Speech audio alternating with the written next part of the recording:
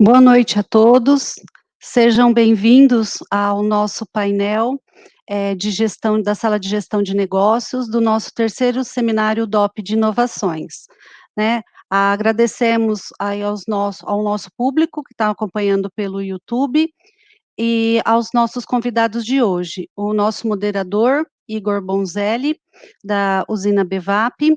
O Igor Henrique Bonzelli é gerente de controladoria da Bevap, graduado em Ciências Contábeis, MBA em Administração e Finanças e MBA em Gestão de Pessoas. Possui mais de 20 anos na carreira ligada à controladoria e finanças, e tem atuado em grandes empresas, tais como o Grupo Cerradinho Bioenergia. Igor, a palavra é com você agora. Boa noite a todos, boa noite, Rosana. Em primeiro lugar, eu gostaria de agradecer ao DOP por esse convite, né, para tratar de um tema tão importante e que, à medida dos anos, vem sendo mais comentado, mais discutido, e acho que vai ser um tempo muito produtivo esse que a gente vai estar junto, e a gente gostaria de contar com a colaboração de todos aí, né.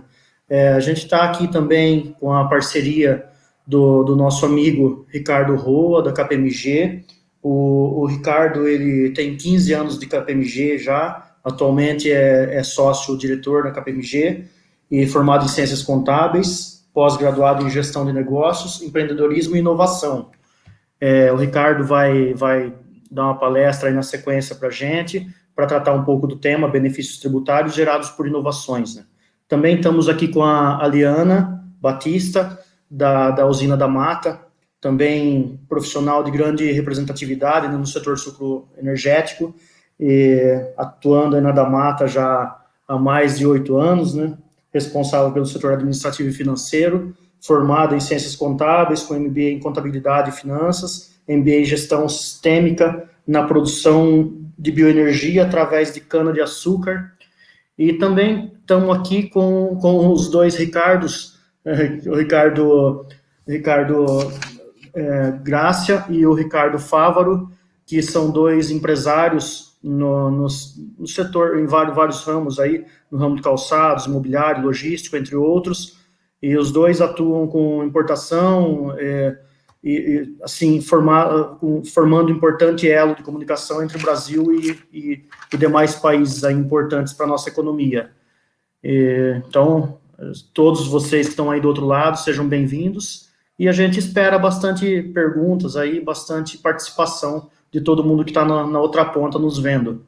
E vamos iniciar, então, com a apresentação, com a palestra do Ricardo Roa. E, Ricardo, fica à vontade, caso você queira se apresentar com mais detalhes, tá? Seja bem-vindo aí ao nosso seminário do DOP. Legal, boa noite. Obrigado, Igor, obrigado, Rosângela. Acho que boa noite a todos que estão observando aí o nosso momento de falar um pouquinho de inovação, um pouquinho desse sentido de inovação.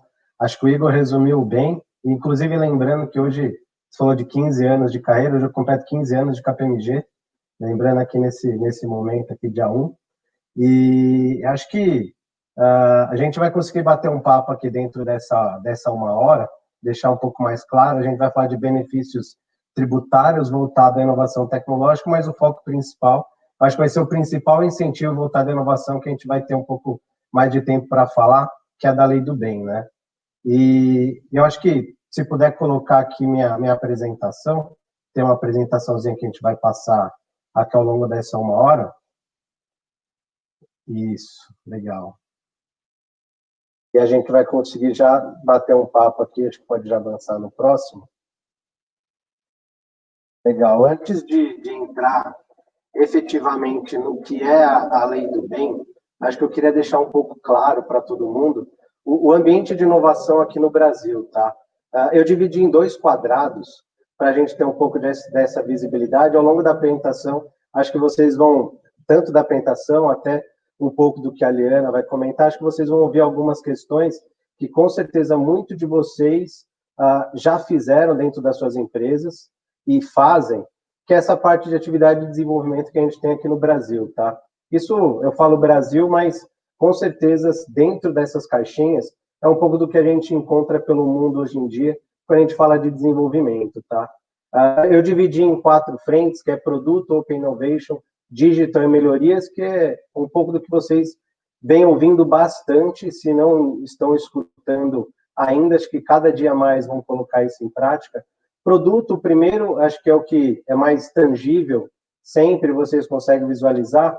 Dentro do que a gente fala de desenvolvimento, é aquele momento que a gente faz aquelas pesquisas aplicadas, desenvolvimento experimental, para transformar alguma coisa muito tangível dentro da nossa atividade, né? Teste em laboratório, prototipagem.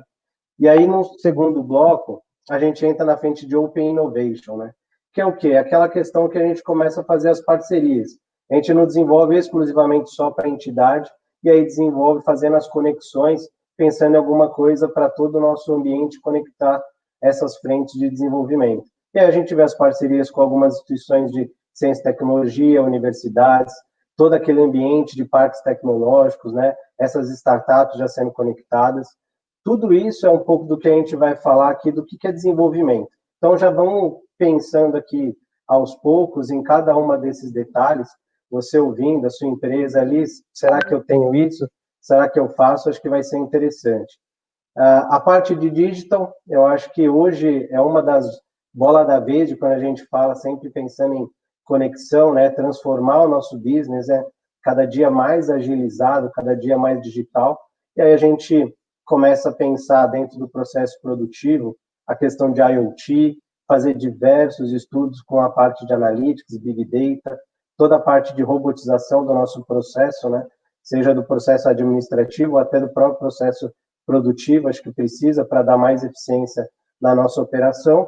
E aí a parte de processos, né? Quando a gente vê as melhorias, que é tudo quando a gente pensa em otimizar, dar mais qualidade e efetividade dentro do nosso fluxo de processos, que é usar sempre aquelas tecnologias, né? Tecnologias não, aqueles ensinamentos do Lean Manufacturing, o Six Sigma, né?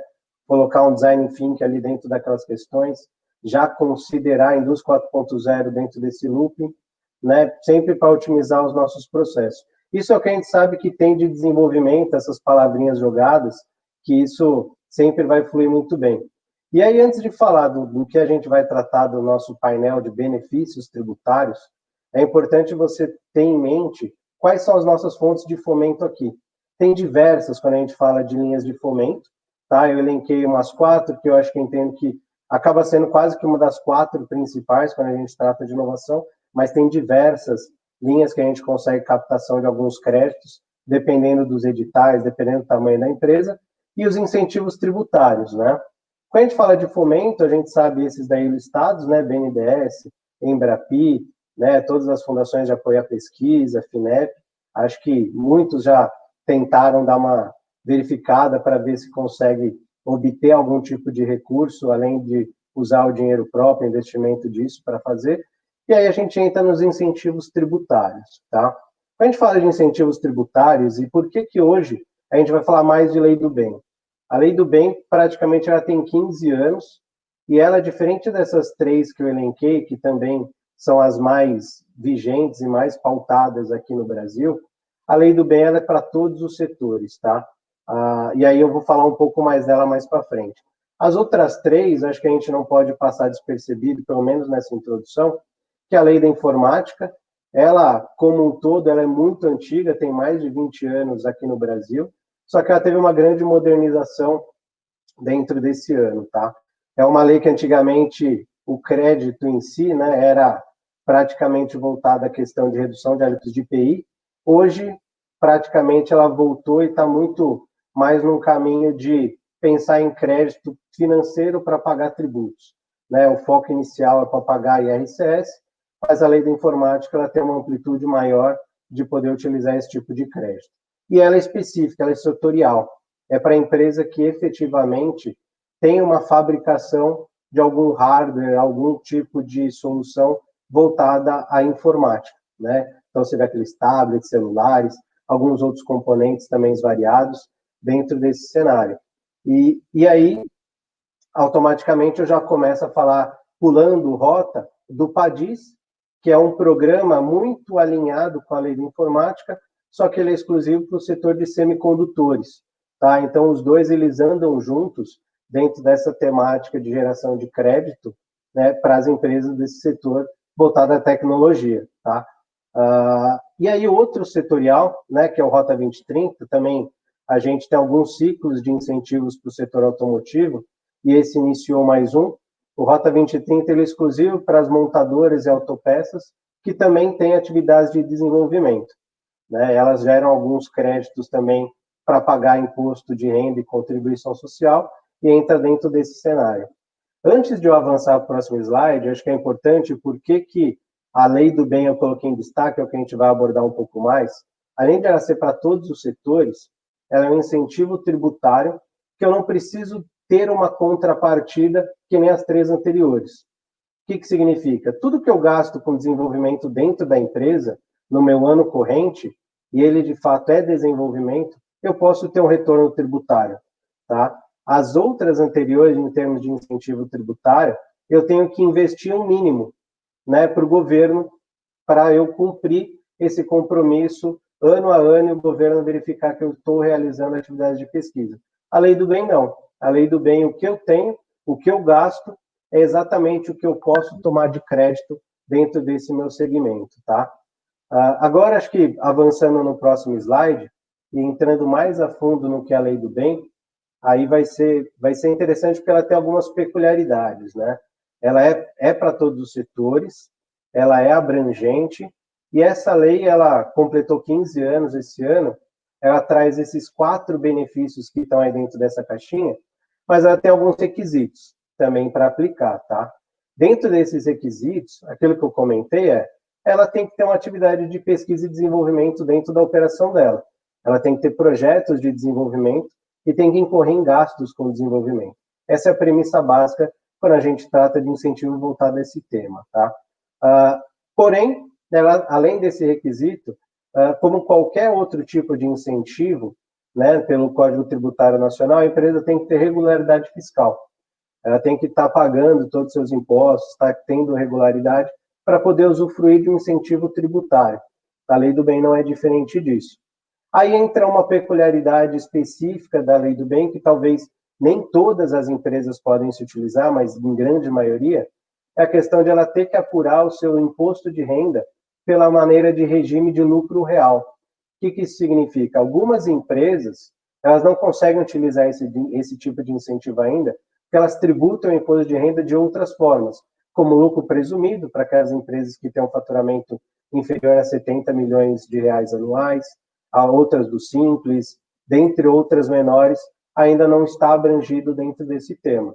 Mas o regime de lucro real, quem apura pelo lucro real, ela pode utilizar esse tipo de incentivo.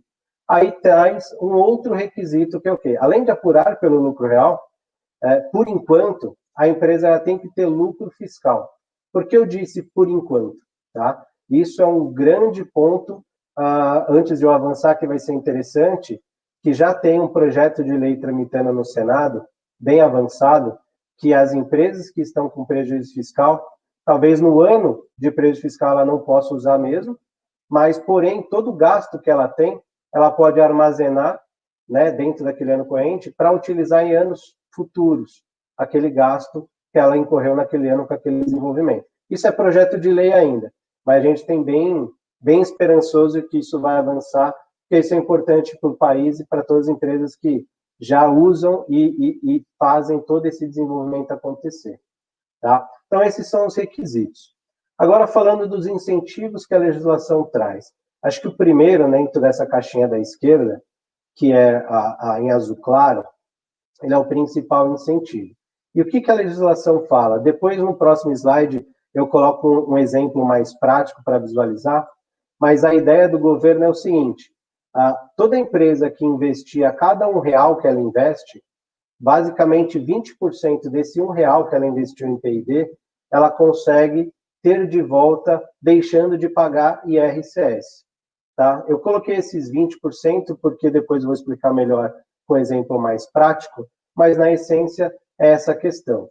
Tudo que eu gastei ao incorrer do meu ano corrente, a gente está falando de 2020, por exemplo, então qualquer projeto que eu tenho desde janeiro a dezembro de 2020, não é um projeto que começou agora, ele pode ter começado muito antes, não precisa terminar agora, mas é um projeto que está incorrendo dentro desse período. Todas as despesas, né, dentro desse fluxo de janeiro a dezembro, atendendo esses requisitos, ela pode pegar esses valores e vai ter um retorno deixando de pagar imposto de renda. Tá? Esse é o principal ponto. A gente vai falar um pouquinho mais sobre ele, mas esse é o principal aspecto. Os outros três, e aí eu vou falar do segundo e do terceiro, é a depreciação, ele funciona da seguinte forma. A legislação fala o seguinte, eu quero fomentar as empresas aqui no Brasil a desenvolverem. Para fomentar as empresas a desenvolverem, o que eu estou falando para as empresas?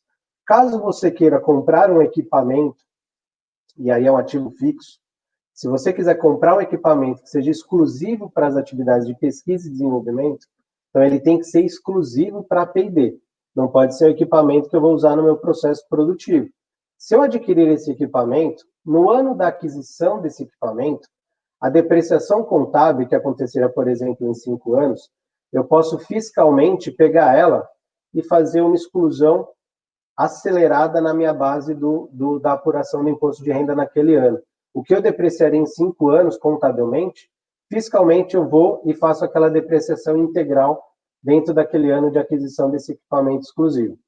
Porém, diferente do primeira caixinha, que é um benefício tributário, que eu já tenho esse retorno automático, a depreciação, ela fiscalmente eu faço isso naquele ano, porém, o fluxo posterior, eu vou ter que aquilo que contabilmente estaria automaticamente depreciando ao longo dos períodos, eu vou adicionar ele na minha base do imposto de renda em períodos subsequentes, até zerar essa depreciação. Então, eu tenho um ganho financeiro no momento que eu utilizo isso. O dinheiro que automaticamente eu economizei, pagando tributo naquele momento, eu posso pegar, posso aplicar esse dinheiro, e aí depois eu vou devolvendo, e aí gera um ganho econômico, tá? Não é um ganho fiscal na hora que a gente pensa em depreciação. Quando a gente fala de equipamento, a gente ainda entra num segundo benefício, tá? Que é a redução do IPI. E esse é importantíssimo para a gente aproveitar esse ganho, tá? Como que funciona a redução do IPI? Da mesma forma que eu falei da depreciação, que é no ano de aquisição, a redução de IPI, no ato que eu adquiro um equipamento, o que eu tenho que fazer?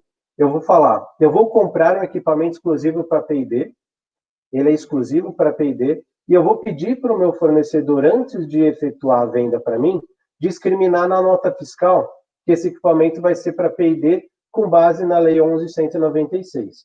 No ato dessa compra, automaticamente a alíquota do IPI desse equipamento ela é reduzida em 50%. Então, o equipamento de P&D, que eventualmente poderia ser 10% de IPI, eu vou ter uma economia de caixa automaticamente nesse custo, nessa compra, de 5%. Então, esse tem que ser no momento da compra do equipamento. Eu não posso perder esse time. Então, eu tenho que avisar o meu fornecedor que eu vou adquirir com base nessa legislação, e aí eu tenho esse benefício dentro desse cenário, tá? Então, essa é o ponto do meu terceiro benefício que a legislação traz. Um ponto importante para esse aspecto da redução do IPI, e aí depois a gente vai falar um pouco mais, é que esse gasto, eu posso comprar um equipamento tanto local quanto importado, tá? Por que eu estou falando isso? Aquela primeira caixinha, que é a principal, os dispêndios têm que ser só incorridos no país. Eu não posso importar o serviço, não posso importar o material, porque ele não vai fazer parte do incentivo. Importar, você pode importar, só que aí não vai computar dentro do incentivo tributário, tá? Então, a gente já falou de 3 itens, legal? Do que a legislação traz. O último, finalizando aqui essa parte dos benefícios tributários que a legislação traz, é a parte da isenção do imposto de renda retido na fonte. Como que acontece isso? Caso a empresa ela tenha um cultivar, uma patente, ou a proteção de alguma marca dela, por exemplo, no exterior, ela automaticamente, usufruindo desse incentivo da Lei do Bem, para esse projeto que ela gerou essas retenções, em qualquer momento, ela, fato de usufruir da Lei do Bem, qualquer remessa que ela faria no exterior para fazer a manutenção desses itens, ele fica isento de imposto retido na fonte. Então, caso ela tenha essa oportunidade, ela já vai ter essa isenção desse tributo, tá? Legal. Agora, como eu falei que o primeiro é o principal, a gente vai passar no próximo slide um exemplo prático de como que funciona a lei do bem, tá? E isso é importante, acho que para vocês fixarem dentro desse momento, que automaticamente, o que eu trouxe aqui nesse slide? Esse slide eu tenho 3 cenários, tá? Basicamente, eu vou explicar um pouco por que 3 e ali está aumentando essa caixa. Aqui é uma apuração de imposto de renda e contribuição social hipotética, tá? Eu usei uma base de receita líquida, por exemplo, de 40 mil. Nessa segunda coluna, que é sem inovação, é a empresa que hoje ela tem inovação, tá lá, o gasto na despesa operacional dela existe, só que ela desconhece a lei do bem e não utiliza a lei do bem. O que acontece dentro do que ela está hoje, tá? A receita líquida dela é de 40 mil, aí tem diversas despesas, entre elas, vamos supor, despesas de P&D de 20 mil, ela tem um lucro antes de pagar o imposto de renda, a contribuição social de 20 mil reais. Ela não utilizou o incentivo da lei do bem. O que vai acontecer com ela? Os tributos de IRCS, que é 25% mais de IR, mais 9% da CS com a alíquota combinada de 34%, ela vai aplicar sobre esses 20 mil. O que vai acontecer? Automaticamente, ela vai ter um pagamento, né, de tributo dentro desse cenário que a gente demonstrou aí, e o lucro líquido dela vai ficar em 13 mil reais. Agora, se ela utilizar a lei do bem padrão, que como funciona a lei do bem, e aí por isso que eu pedi para vocês segurarem, que eu explicar aqui vai ficar mais visual. A lei do bem, ela fala o seguinte, aqueles 20 mil que você falou que é P&D, é uma despesa operacional dentro da sua base, a lei do bem, ela fala que você pode, inicialmente, fazer uma exclusão fiscal na base de ISS de 60% de todos esses gastos que você incorreu dentro desses projetos. O que isso significa? Aqueles 20 mil, fiscalmente, eu vou fazer uma exclusão antes de pagar os meus tributos de 60%. Então, eu vou fazer uma exclusão na apuração de 12 mil reais, e aí a minha base tributável não vai mais ser 20. Minha base tributável ficou reduzida. Então, ela ficou reduzida em 8 mil, é o que eu vou pagar de tributo. Então, os meus tributos vão ser bem menores, 2.700 dentro desse exemplo, tá? Que é os 34% dos 8 mil dentro desse exemplo hipotético. O que acontece? Meu lucro líquido aumenta. Então, eu melhorei minha lucratividade porque eu utilizei a lei do bem, isso utilizando a lei do bem básica, que é a exclusão de 60% dos dispêndios classificáveis como despesa operacional. Aí, por que eu falei básica? Quando a empresa já está numa maturidade de utilização dos incentivos, essa exclusão de 60%, ela pode chegar até 70%, 80% ou até 100%, dependendo de alguns critérios. Tá? O critério para extrapolar de 60% para 70%, 80%, ele é o seguinte, por isso que eu falei que a empresa já tem que ter uma certa maturidade na hora de utilizar o incentivo da lei do bem. A legislação, ela fala o seguinte, a empresa que incrementar no meu quadro na média de contratação, no meu quadro de pesquisadores exclusivos, de um ano para o outro, em até 5%, o que significa? Se eu tenho 100 profissionais dedicados à pesquisa em 2019, tá? Esses 100 profissionais estão em 2019, e aí tem uma média de contratação deles. Em 2020, eu contratei 2 profissionais. Então, na minha média de contratação de um ano para o outro, dentro desse exemplo hipotético, eu incrementei 2%. Dentro desses 2%, eu posso fazer uma exclusão de 70% ao invés de 60%, que eu incrementei na média de contratação de um ano para o outro até 5%. Então, vai melhorar ainda mais minha lucratividade, porque ao invés de eu excluir 60% dos 20%, eu vou excluir 70% dos 20%. Se dentro desse exemplo que eu mencionei do 100%, em 2020, ao invés de contratar 2, eu contratei 10. Esses 10 teve um incremento de praticamente 10% no meu quadro de pesquisadores exclusivos. Então, ao invés de eu excluir 70%, eu vou excluir 80%. Então, isso vai aumentar ainda mais a minha base tributável, a minha base para gerar esse benefício dentro desse cenário. Aí, um outro caso, poucas empresas ainda utilizam, mas é muito importante vocês saberem, a legislação brasileira falou o seguinte, se um projeto que você está desenvolvendo hoje, você fizer um pedido de patente, todo o gasto que você teve com esse projeto até o momento da concessão dessa patente, você vai, no ano da concessão dela, você vai poder fazer uma exclusão de até 20% de todos esses gastos. Vamos supor que aqueles 20 mil de 2019, que eu mencionei, ele é só um projeto que você tem, aqueles 20 mil você já fez a exclusão de 80%, por exemplo. Vamos supor que a concessão da patente sai em 2024, e aquele projeto ele incorreu gastos em 21 e 22, e foi acontecendo.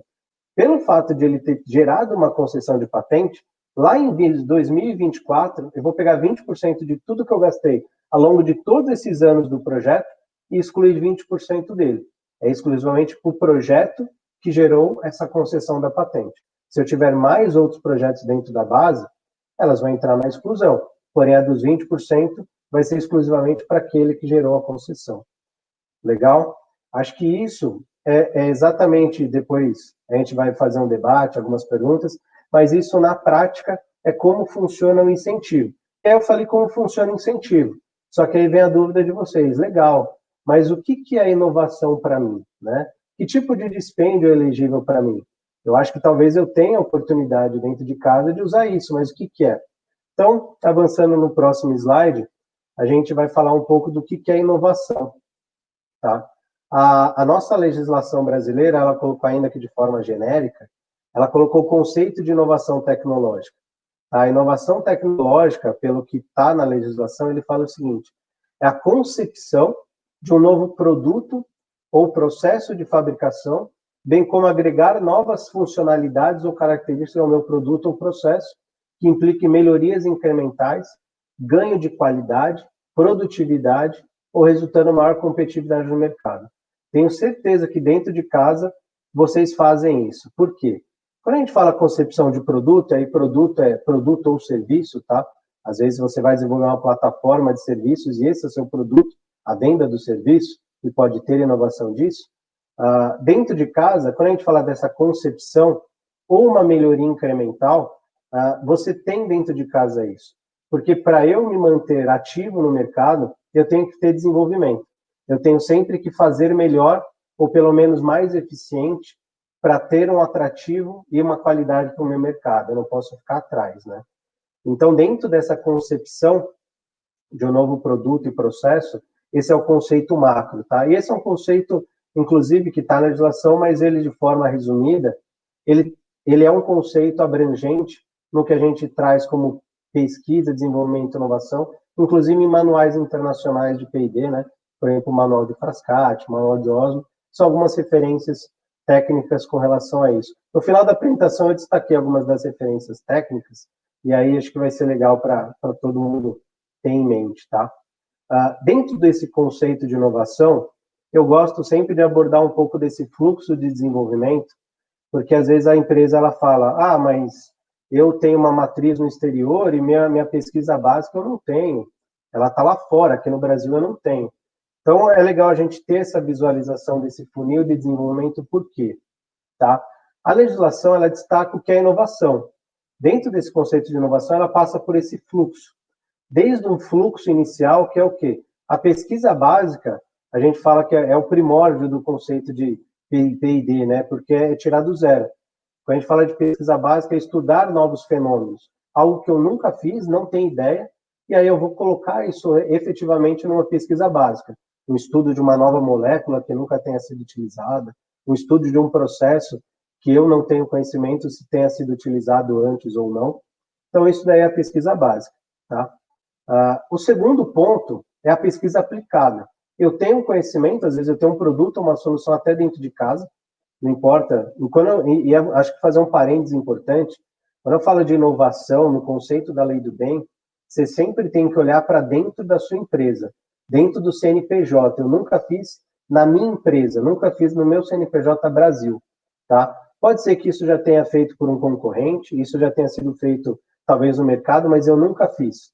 Por quê? O fato de eu nunca ter feito, e eu vou fazer e vou enfrentar obstáculos, é onde, para mim, vai ser a concepção de algo novo, para mim. Tá? E isso é importante a gente ter muito enraizado aqui dentro. Então, passei pela pesquisa básica, aquele estudo mais empírico da situação. A pesquisa aplicada, basicamente, ela é o quê? Eu tenho um conhecimento pré-existente, só que eu não sei se aquilo vai funcionar para mim. Então, eu vou aplicar aqui meu conhecimento pré-existente e fazer aquilo acontecer. Tá? Então, isso é a minha pesquisa aplicada. E aí, o que eu acho que eu tenho mais gama das empresas aqui como um todo, acho que aqui no Brasil tem empresa, sim, que tem a pesquisa básica, tem a aplicada, só que acho que o maior leque hoje a gente encontra nesse momento de desenvolvimento experimental, que é o quê? Toda aquela fase que eu efetivamente aplico todos os meus conceitos para eu testar a viabilidade técnica de um produto ou a melhoria de um produto, de um processo para mim. Então, eu vou fazer um novo processo, eu já tenho um conhecimento, já sei que aquilo aplica para mim, só que eu não sei se é viável para mim. Então, a minha viabilidade técnica passa por esse momento de desenvolvimento experimental. Ele está até um pouco maior no fluxo e não foi só para colocar as caixinhas organizadas, é até para mostrar que muitas vezes é o maior envolvimento das empresas dentro da operação dela. Eu fazer uma série de testes para determinar minha viabilidade técnica, né, para eu tentar gerar esse conceito. Então, muitas vezes, a pesquisa básica aplicada, elas passam, pode ser que demore, até porque tem desafios técnicos gerados, mas ali eu acho que é onde está o ponto de maior demanda de quantidade de mão de obra, de esforços pensantes e executando a operação de fazer aquilo acontecer. Está dentro desse meu momento de desenvolvimento experimental. Um segundo passo, que é finalizando o desenvolvimento experimental, antes de efetivamente eu colocar o meu produto para venda, o meu produto para comercializar, que aí acabou o desenvolvimento, eu entro dentro do conceito de tecnologia industrial básica, que ele é o quê? É eu certificar e homologar o meu desenvolvimento. Certificação do meu produto ou do meu processo ainda faz parte da etapa de desenvolvimento dentro do conceito da lei do bem, tá? Onde começa o meu desenvolvimento quando eu falo de lei do bem? Ele nasce desde a minha pesquisa básica e ele vai até onde dá o meu SOP e às vezes até um SOP mais alguns meses, que ainda tem aquele ajuste de certificação. Que é o quê? A partir do momento que eu finalizei meu desenvolvimento no seguinte sentido, eu sei que agora aquilo deu certo, começarei a vender ou começarei a produzir e fabricar o meu processo. Ali acabou o desenvolvimento dentro desse primeiro momento, tá? Então, pode ser que o desenvolvimento ele tenha começado lá fora, a pesquisa aplicada, o início do desenvolvimento experimental, mas hoje, quando a gente fala de demandas globais, e aquilo é um desenvolvimento que eu tenho aqui, a despesa minha, operacional, vai ser para o meu business aqui, todo esforço que eu tenho, ele vai estar dentro de uma dessas etapas, do começo da pesquisa básica até o final da minha tecnologia industrial básica, é tudo desenvolvimento quando a gente fala em lei do bem. Tá? Quando eu entro na produção, eu posso ter desenvolvimento. Por que eu mostrei aquela minha caixinha lá no começo da apresentação, falando do ambiente de inovação? Na produção, é aquele formato da melhoria. Eu já tenho minha produção corrente, ela está acontecendo. Só que todo o esforço que eu faço a minha produção melhorar o meu processo pode ser elegível à lei do bem. Tá? Por exemplo, eu preciso aumentar minha capacidade produtiva. Eu aumentar minha capacidade produtiva, ela produz 100, eu tenho que produzir no mesmo período de tempo 200.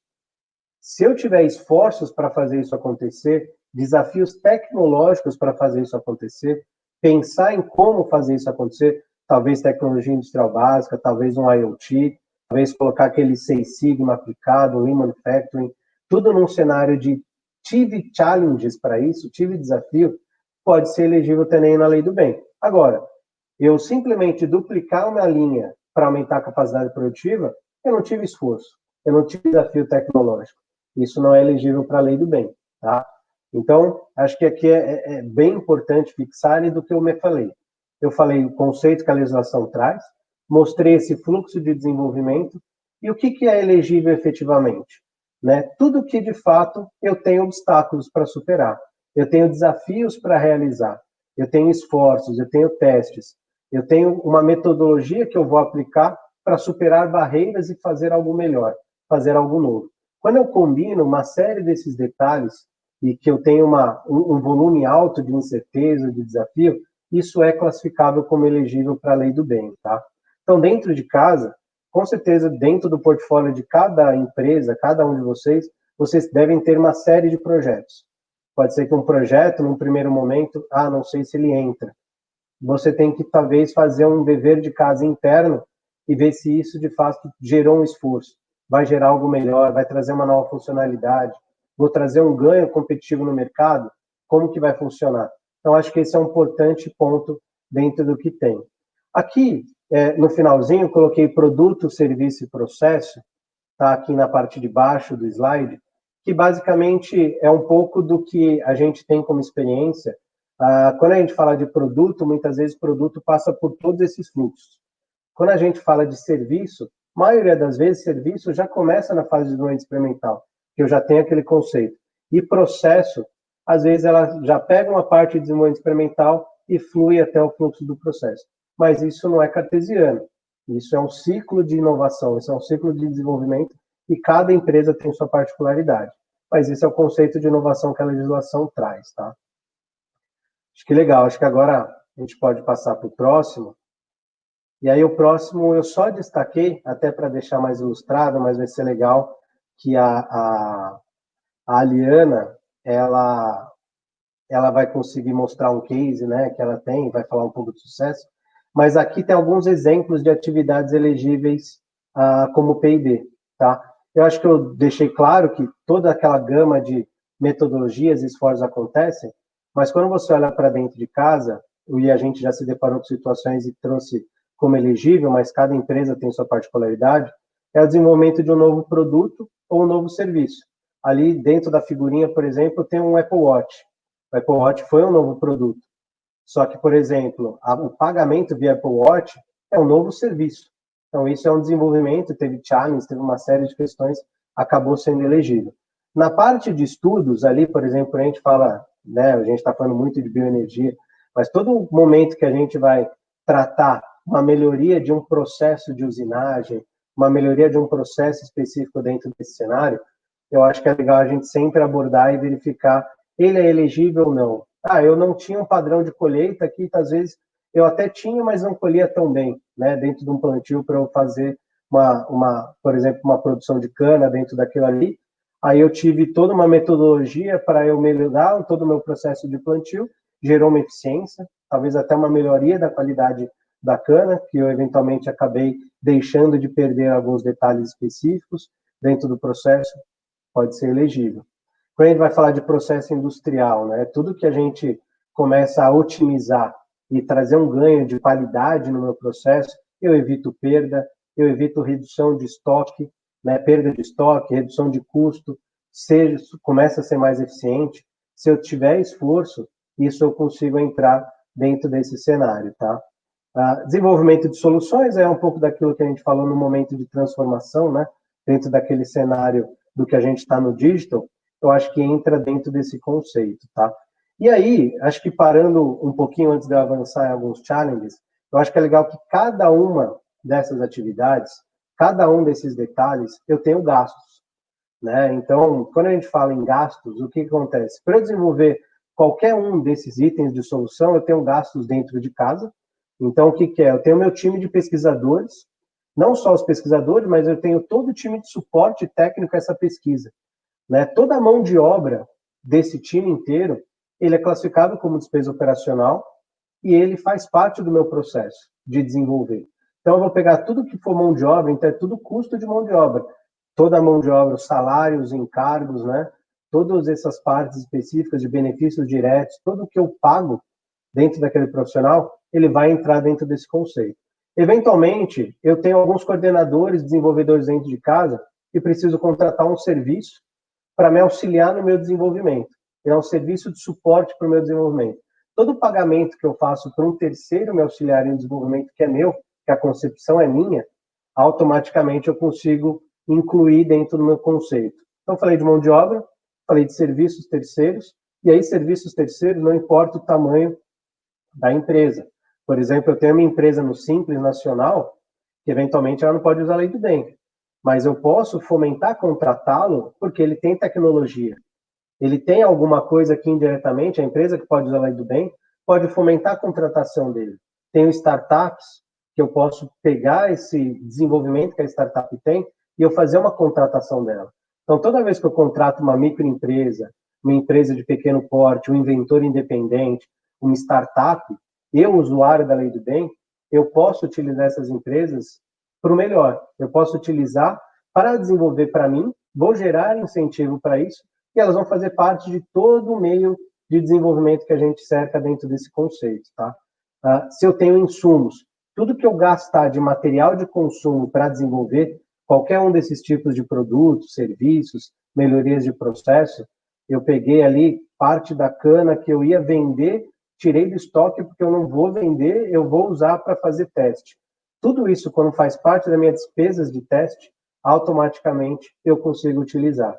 Se eu tenho alguma viagem interna aqui local para eu fazer, eu vou para algum outro plantio, algum outro arrendamento, alguma outra empresa, para eu fazer ainda teste de viabilidade técnica lá, ou fazer algum estudo em algum outro lugar, todo o gasto que eu tive com essa locomoção desse profissional, todo o gasto que eu tive com essa viagem, sempre quando eu falo pago no país, tudo isso vai ser elegível. Tá? Então, a gente falou de mão de obra, material de consumo, serviço, seja de grande empresa, e principalmente universidades, microempresas, inventor independentes, parcerias com ICTs, né? Parcerias com startups, tudo que é dispêndio que eu realizar em parceria com qualquer outra entidade, inclusive tudo que eu gasto dentro de casa, isso vai entrar e eu vou ter esse retorno tributário em cima desses gastos que eu incorri, tá? Então, a gente falou o quê? Qual que é o ganho, né? O que é inovação? Alguns exemplos eu trouxe, acho que a Liana vai colocar algum caso prático dela, a gente pode debater, e cada empresa vai ter sua particularidade, cada empresa tem seu tipo de desenvolvimento. Então, acho que é legal se todo mundo pegar o portfólio para entender. Legal? Acho que no próximo slide, até para eu considerar a minha pontuação final, eu falei, legal, o que é o ganho, o que é inovação, que tipo de dispêndios entra, mas quais são os meus aspectos que eu tenho que observar para utilizar meu incentivo? Né? Como eu falei, isso é uma exclusão na base do imposto de renda.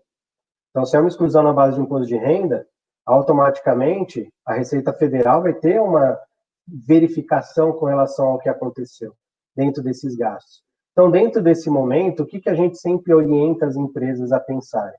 Quando eu tenho o projeto, eu tenho que ter controle, além da elegibilidade do meu projeto, eu tenho que ter o controle dos dispêndios do meu projeto. Então, a legislação ela fala o seguinte, tudo que eu puder controlar e deixar uma rastreabilidade de informação, né, quando a gente fala em rastreabilidade, eu tenho que deixar organizado. Projeto a projeto, o que eu gastei nesses projetos?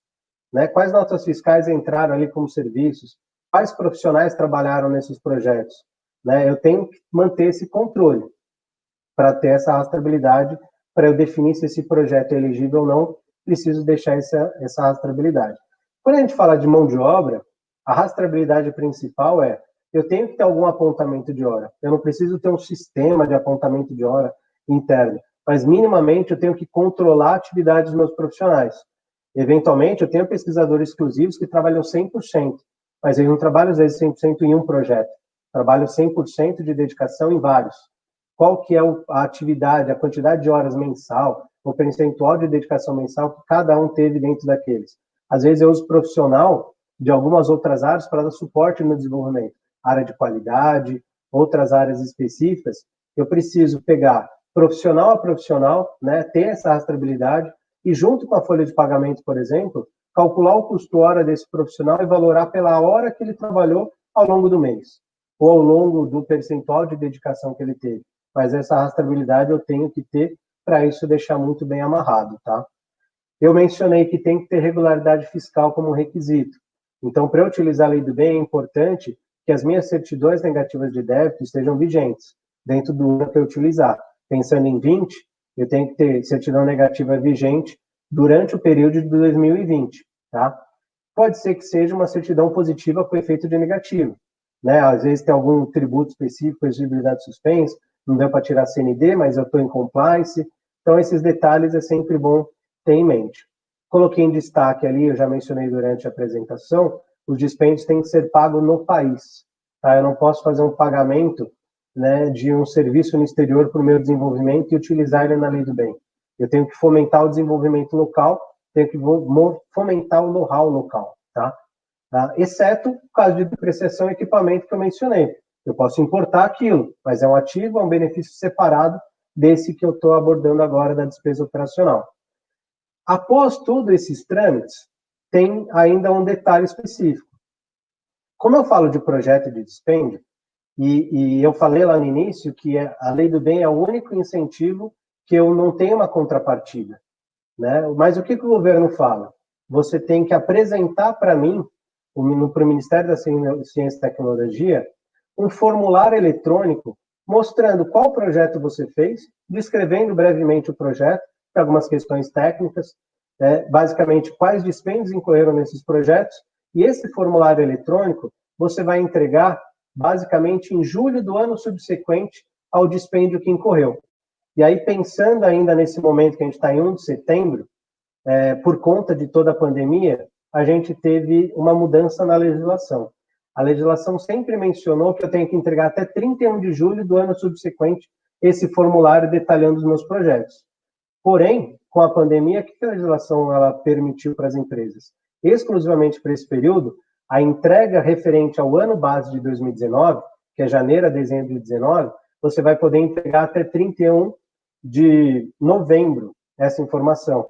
Então, quem não usou a lei do bem ainda, eu posso ainda utilizar, eu tenho pelo menos 3 meses para correr, fazer a verificação dos meus controles, ver se eu tenho projeto, ver se eu tenho lucratividade dentro daquele momento, e ainda tenho tempo de usar. Porque se eu não entregar esse formulário para o Ministério, eu não consigo utilizar a lei do bem dentro daquele período.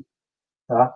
Além da entrega do formulário, evidentemente, por ser um incentivo que faz parte da redução da base do imposto de renda, eu tenho que preencher qual foi a minha exclusão, algumas fichas na ECF, que é a Escrituração Contábil Fiscal, antiga DIPJ, muito antiga para quem ainda lembra, que é basicamente a minha declaração de pessoa jurídica. Eu informo essas informações do montante que eu usei do benefício dentro dessa declaração. Então, acho que são esses os principais aspectos para eu utilizar esse incentivo da lei do bem, tá? Eu acho que é isso. No próximo slide, eu coloquei e mencionei para vocês que tem algumas referências técnicas que normalmente nós utilizamos.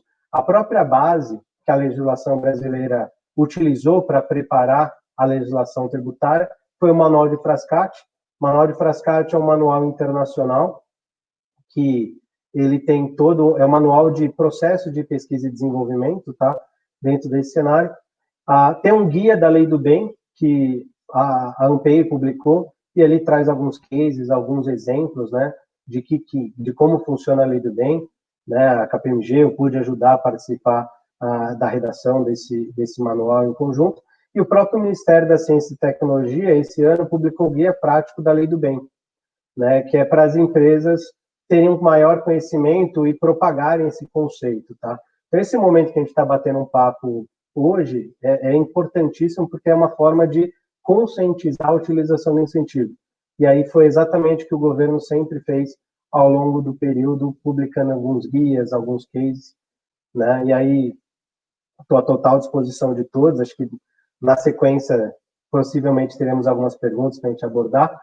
E aí está meu contato também, se a gente quiser bater um papo, entender um pouco melhor como funciona tudo isso. Mas acho que eu dei um resumo muito bom, muito explicado. E aí, por favor, fique à vontade para fazer as perguntas e a gente vai continuar esse bate-papo. E aí, na sequência, convido meus colegas a darem sequência aqui na apresentação. E boa noite. Obrigado, hein? Bom, boa noite, então, Ricardo. Obrigado pela boa aula aí que você transmitiu para todos. As perguntas, a gente tá surgindo várias perguntas, a gente vai concentrar para o final, tá? Para não tumultuar esse momento. E então a gente já concentra elas para o final, e no final de todas as apresentações a gente volta com as questões, tá? E vou pedir para todo mundo que tiver dúvida aí no outro lado da nossa câmera, que mande as dúvidas para a gente, tá? Para a gente solucionar todas aí. O Ricardo, que é especialista nessa área, está aqui para nos ajudar. Então, a gente combinou no começo, né, que tudo ele que vai responder. E vamos seguir, né? O que eu souber, eu respondo, Igor. Então, vamos agora com a Liana, que é lá da Usina da Mata, com um case que ela vai apresentar para a gente aí, lá da Mata, algumas particularidades. Como o Ricardo mesmo disse, Cada empresa tem a sua particularidade, suas peculiaridades, seus pontos chaves. Aí a Liana vai falar um pouco do case dela lá. A palavra está com você, Liana. Boa noite a todos. Primeiramente, nós agradecemos ao DOP pelo convite para a participação no terceiro seminário de inovações. Agradecemos aos colegas de painel e principalmente ao público que nos acompanha para juntos trocarmos experiências e conhecimentos. Num seminário de inovações, é bastante pertinente que a gente tenha um painel que fale sobre lei do bem, posto que ela é uma lei que visa estimular a inovação tecnológica. Então, é bastante salutar a gente pensar um pouquinho sobre o que a empresa está fazendo e que tem aí uma possibilidade de melhorar o seu processo, gerando ganho de qualidade, ganho de produtividade, tá? E, como o Ricardo muito bem colocou ao longo da apresentação dele, gera oportunidade de resultados que pode ir aí de 20% a 34% do dispêndio que é elegível no projeto, pode gerar redução de EPI. Tá? Bom, o que a gente precisa começar pensando aí, o que eu trago aqui para o nosso case, para a gente falar um pouquinho? Eu acho que a primeira coisa que a gente tem é um paradigma que a gente precisa vir a quebrar, tá? No nosso caso, em especial ali, acho que em alguns outros momentos se falava sobre lei do bem, e qual que era a visão que a gente tinha? Puxa, mas açúcar, álcool, energia, levedura, é feita da mesma forma, né? A gente não está fazendo nada diferente, né? Então, a gente imaginava que para fazer jus à lei do bem, a gente teria que reinventar a roda, produzir, fazer algum processo que fosse novo no setor da bioenergia. E aí era um erro, tá? Na verdade, você vai ver que o que você precisa fazer é alguma coisa que seja nova no processo produtivo da sua usina, como o Ricardo mencionou, do seu CNPJ. E aí a gente parte, né? A gente começa a entender aí, há algum tempo atrás, numa usina que eu trabalhei, eu ouvia muito uma frase do nosso diretor que era: vocês precisam desenvolver visão global. E eu acho que para começar a pensar em lei do bem, acho que é um excelente convite para pensar em visão global sobre o seguinte aspecto: é aquele momento em que a área de projetos precisa conversar com a área de produção, em conjunto com a área fiscal, com a área contábil. Se não existir na usina, o pessoal da área administrativa, ali da área fiscal, da área contábil, controladoria, precisa conhecer como que o processo funciona, como que a área agrícola, a área industrial, automotiva, sabe aquele momento em que você termina o teu fechamento contábil, você termina as suas atividades? Eu acho que é aquele momento em que você tem que sair da sala, ir até a área de produção e começar a lançar perguntas, né? Que tipo de perguntas a gente teria que começar a fazer? O que nós estamos fazendo diferente? Que processo que a gente alterou a forma de fazer? O que está sendo feito de novo?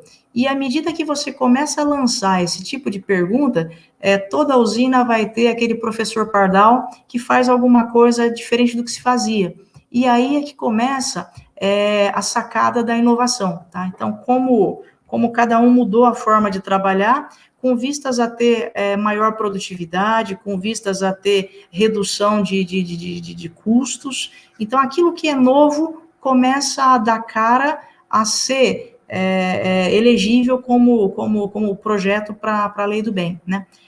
No caso da Damata, o que a gente apresentou aí, né? Então, como inovação, cada empresa, então, como a gente comentou aí, cada empresa faz diferente. Então, de repente, aquilo que é inovação para a Damata, que nós fizemos diferente, o que eu vou citar de projetos, pode ser que uma determinada unidade já faça, não seja inovação para ela, assim como também aquilo que é novo para vocês, talvez a gente já faça. Então, aquilo que eu vou citar como exemplo aí, é o que nós, né, vou mencionar aqui 5, 6 projetos que nós elencamos, que não necessariamente pode ser inovação para vocês, mas entendam-os como uma forma de pensar diferente. Opa, vem cá, o que a Damata entendeu que para ela era inovação, o que estamos nós aqui fazendo que de repente pode ser inovação, tá? Então, acho que essa é a ideia. Então, o que a gente apresentou? Nesse momento, a gente elencou, referente ao ano calendário de 2019, nós elencamos 6 projetos, dos quais, junto com a consultoria, 3 foram entendidos como elegíveis, tá? Então, vou mencionar aqui os 3 projetos que foram entendidos como elegíveis, para servir aí de parâmetro, de base, para vocês começarem a pensar um pouquinho no que a unidade de vocês está fazendo. O primeiro projeto foi o projeto de microgel, tá? Então, o que é esse projeto de microgel? É o desenvolvimento de um adubo biológico, né, na verdade, um condicionador de solo, que tem como foco restabelecer o microbioma do solo, dessa forma estimulando a formação de raiz. Então, até então, você teria aí projetos de adubação convencional, esse era algo novo. E foi um projeto desenvolvido com quem? Com a equipe agronômica da usina. Então, nosso pessoal, nossa equipe, foi atrás, pesquisou, implementou, então foi entendido aí como um projeto inovador, tá? Um outro projeto que a gente está desenvolvendo e puxando aí é irrigação com água, tá? Então, você tem todo ali o mapear as áreas, correr atrás da CETESB, buscar licença, trabalhar como que vai ser distribuído, a forma. Então, também um projeto que foi entendido como elegível. Um outro projeto que esse eu tenho certeza que quase que todas as usinas, em maior ou em menor grau, tem. Quando você começa a falar em investimento, em projetos com automação agrícola. Então, de repente, você tem lá aqueles famosos apontamentos manuais, de repente, ou você tem uma forma de apontamento, ainda que seja, de repente, você está com um apontamento via celular, dali a pouco você começa a trazer uma nova tecnologia de automação em máquinas, você começa a criar um COA, né, um centro de inteligência agrícola, então, mudou a forma de trabalhar com vistas a ter aí uma maior assertividade, velocidade na tomada de decisão, então aí é um projeto que é diferente, né? Então, vamos pensar agora em tipo de projetos que nós tivemos que não foram entendidos como elegíveis, né? Eram projetos inovadores, mas não eram elegíveis para figurar a lei do bem. Exemplo, projeto a gente tinha um ali de liberação de cotésias com drone. Então, é algo novo, você vai pegar um drone, ao invés de você ter aquela equipe que sai ali correndo no meio do canavial e soltando os copinhos de cotésia, o drone vai e libera a cotésia. É inovador, mas quem estava fazendo essa liberação, quem está fazendo, né, é uma empresa 100% terceirizada. E por ser 100% terceirizado, não contando com a pesquisa, o esforço da usina, o esforço nosso interno, não foi considerado um projeto elegível para a lei do bem. Então, acho que a gente já começa a ver que tem que ter o esforço da própria unidade, dos profissionais que trabalham nela, para que possa ser elegível, tá? Um outro projeto que a gente desenvolveu, que para nós, inovador, mas que também não foi considerado, a gente desenvolveu um projeto de gotejamento. Então, seria de novo, irrigação, um plantio, onde você já coloca ali as mangueiras enterradas no solo, mas era todo ele focado em investimento. Então, projetos que estão totalmente focados em investimento são descaracterizados como projetos tidos para elegibilidade na lei do bem, tá? Então, aí, alguns exemplos de projetos que foram considerados elegíveis e projetos que foram entendidos como não elegíveis, tá? E ao longo de todo o nosso trabalho, né, a grande preocupação no momento em que a área de projeto, no momento em que a contabilidade começa a procurar a área de produção para indagar, para questionar, para participar junto. Pessoal, o que vocês estão fazendo diferente? Já começa ali toda uma atividade de organizar e manter a documentação comprobatória. Porque o que acontece? Você elenca nesse exato momento o que você está fazendo. Vai chegar um momento em que você vai ser, infalivelmente ali, você vai ser fiscalizado. Se você for deixar para juntar a documentação no momento da fiscalização e manter ela em ordem, você pode, né, ser aí descaracterizado. Então, acho que é importantíssimo não só correr atrás do que é um projeto elencável, mas em manter a organização de toda a tua documentação para responder ao fisco e ao Ministério, tá? Então, no nosso caso aqui, à medida em que a gente ia elencando, ia conversando com o pessoal, alguns cuidados foram sendo tomados, como manter notas fiscais, toda a documentação de forma bem analítica mesmo, da documentação daquilo que foi despendido no projeto, bem como o controle, no caso das pessoas que estavam envolvidas, se tem ordem de serviço e se você vai ratear part-time o tempo das pessoas envolvidas no projeto, então se tem ordem de serviço, guarda as ordens de serviço para poder comprovar as horas gastas por cada profissional envolvido, o rateio, né, planilhas com rateio da folha de pagamento, encargos sociais. Então, essa organização de tudo aquilo que você gastou no projeto precisa estar ali bonitinho, separadinho, isso por projeto, para responder tanto ao Ministério, né, da Tecnologia, como também à Receita Federal, tá? Então, tem que deixar tudo bem segregado. Então, esse é um cuidado que precisa ser feito. Um próximo passo aí é a gente preparar toda a documentação, né, para preencher de forma online o formulário ao Ministério da Ciência e Tecnologia. Normalmente, né, essa informação ela tem que acontecer até o dia 31 de julho. Esse ano, em especial, por conta da pandemia, vai aí até novembro o prazo. E, por fim, a escrituração contábil da ECF. Tá? Então, acho que, em linhas gerais, é algo que não é tão complexo. Tá? Eu acho que, pelo menos falando um pouco por nós aqui, eu acho que mais complexo é a gente quebrar mesmo o paradigma e sair em busca, sabe aquela coisa de procurar agulha no palheiro? Você sair em busca de o que a empresa está fazendo que é diferente, quem está sendo envolvido, quem são aquilo que a gente chama ali de professor Pardal. A princípio, parece que, mas eu estou fazendo, pouco o valor envolvido. Só que quando você olha, é pouco o valor envolvido, mas você pensa que de 20% a 30% desse valor envolvido, ele volta na íntegra para a última linha da tua DRE, passa a ser expressivo. Então, acho que a minha dica aí, o que eu deixo aí, é realmente a gente aproveitar para conhecer como que funciona a nossa área, entender o que a gente está fazendo de diferente, o que a gente está fazendo de novo, e pensar que é dentro de casa, sabe, que não é no setor.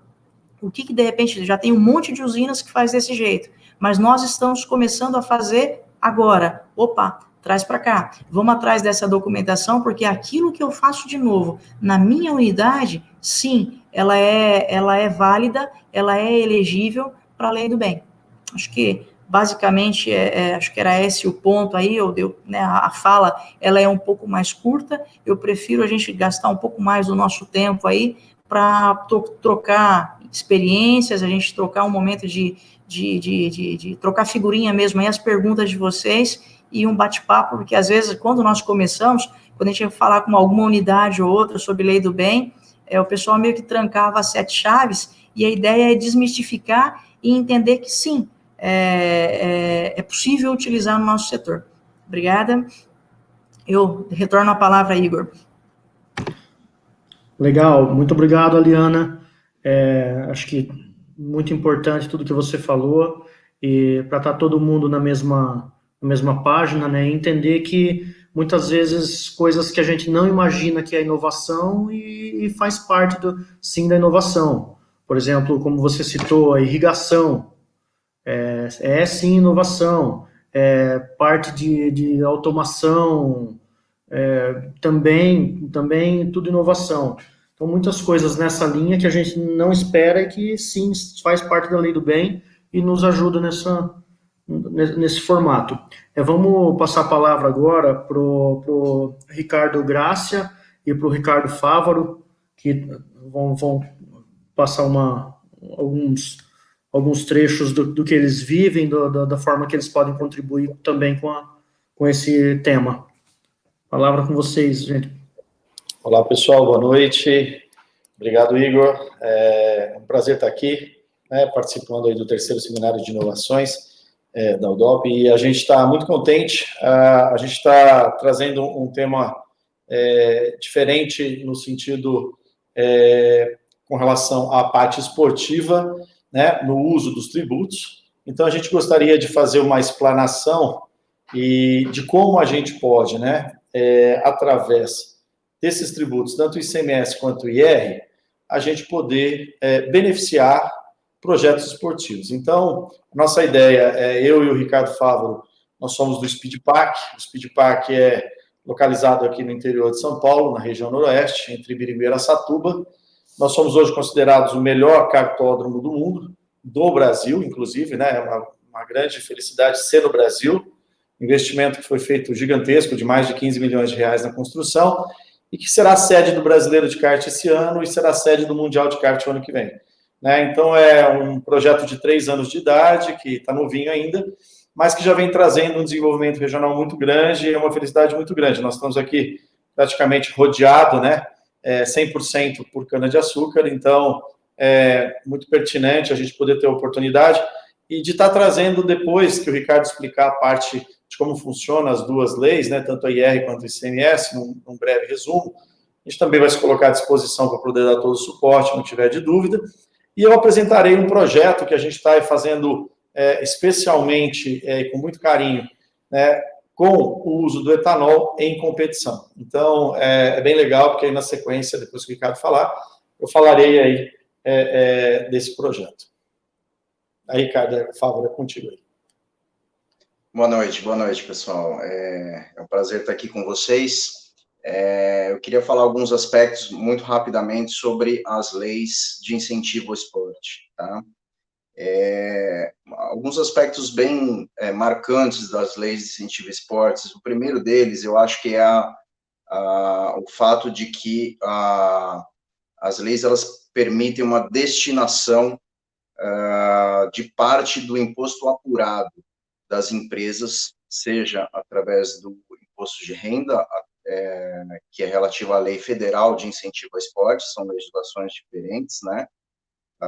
Ou seja, através do ICMS na lei paulista de incentivo ao esporte. Mas é importante frisar que é uma destinação dos impostos apurados, ou seja, não mexe na base de cálculo, não existe qualquer interferência, mas assim uma destinação feita após a apuração. No caso do imposto de renda, a destinação de 1% do imposto de renda das pessoas jurídicas para projetos esportivos, ou 6% das pessoas físicas. E no caso do ICMS, em torno de 3% do imposto do ICMS apurado no mês pode ser destinado aos projetos incentivados. Outro ponto bastante marcante das leis de incentivo ao esporte é que elas são muito simples.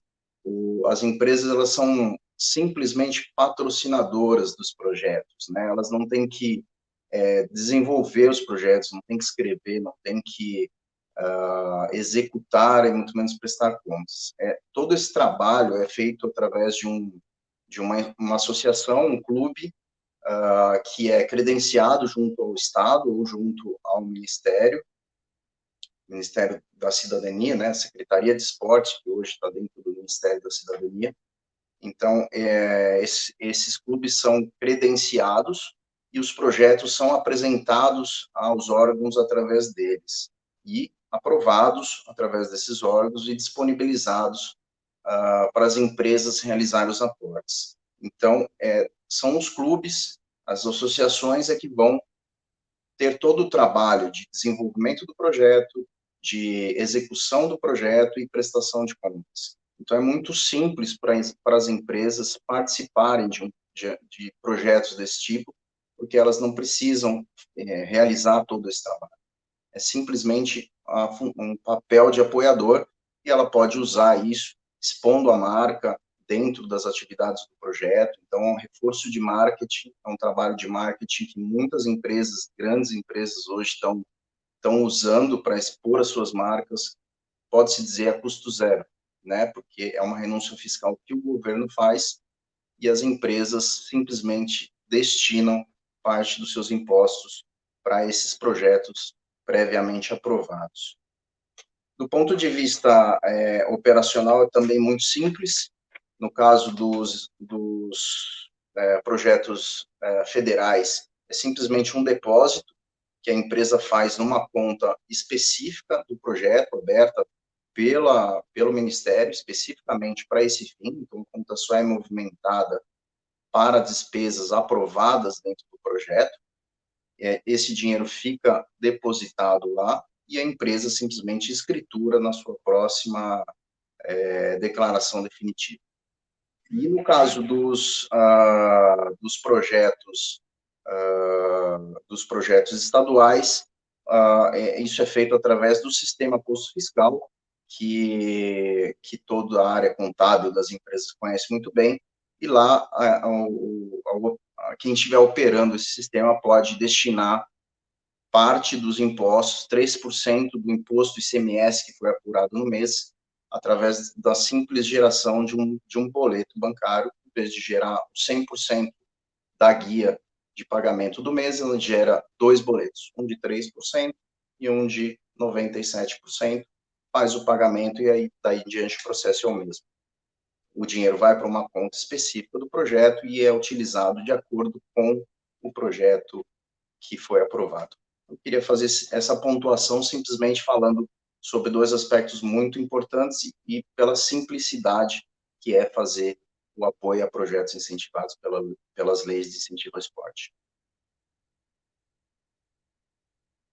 Ressaltar também, né, Ricardo, um tabu que existe, né, dentro dessa questão dos projetos, onde muitas vezes existe aí uma dúvida se isso chama atenção, de repente, uma fiscalização ou esse tipo de coisa. Eu posso dizer como empresário, eu sou empresário do ramo de calçado, né, eu sou o proprietário daqui de calçados, a empresa hoje líder de mercado infantil, é justamente o contrário, no meu ponto de vista, porque quem faz esse tipo de ajuda, né, através do incentivo da renúncia fiscal, são empresas que realmente estão dentro da lei. Então, eu não vejo problema nenhum e não chama atenção também, porque não tem nenhuma conectividade, tá? Mas é interessante porque são tabus que às vezes a gente ouve no dia a dia, que a gente tem que trabalhar para poder eliminá-los do processo. E sim, a lei do esporte, ela tem sido para nós aqui no Speed Park um case de sucesso. Nós fizemos, vamos agora entrar no 3º ano consecutivo, exatamente todos os anos de vida do Speed Park, a gente conseguiu fazer a escolinha de kart, né? O primeiro ano com 80 crianças, o segundo ano com 48, e agora o 3º ano vamos fazer aproximadamente com 70 crianças da rede pública. Essa escolinha de kart, as crianças tiveram toda a parte de uniformização, transporte, lanche, aula de computação, aula de trânsito e também aula de pilotagem de kart em pista de competição. Então, foi um projeto muito legal, um projeto que a gente tem um carinho muito grande. Temos grandes apoiadores, como a Pirelli, sendo uma das grandes apoiadoras desse projeto da escolinha de kart, né, que é um case de sucesso que a gente já realiza desde a nossa inauguração. Aproveitando agora, eu queria, dentro dessa parte da lei do esporte, mostrar uma apresentação que a gente preparou, né, focada na questão do uso do etanol para as competições.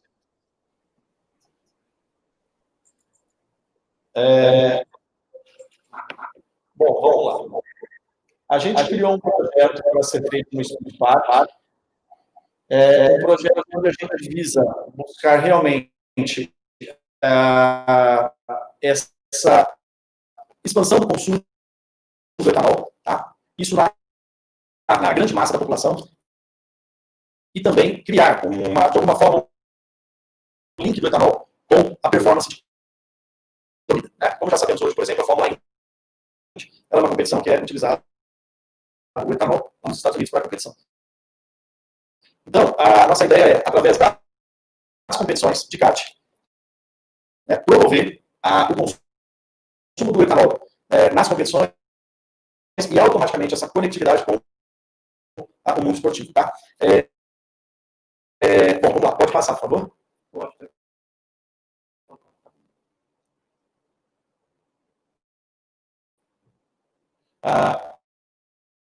Dá para ouvir? Deixa eu contar aqui.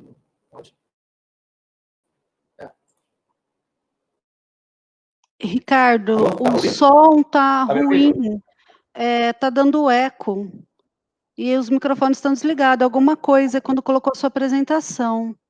A gente está verificando aqui, não estamos lhe ouvindo direito.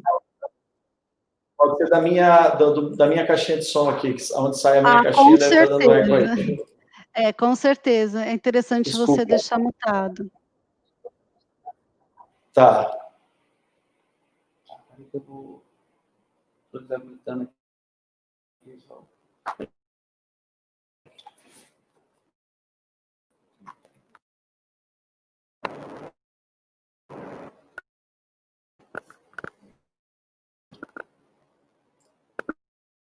Vê se estão me ouvindo agora. Não, ainda com eco. Tá me ouvindo? Eco e a sua voz quebrando. Tá melhor agora? Agora sim. Deixa eu deixar assim. Tá ok. Bom, tá me ouvindo bem agora, né?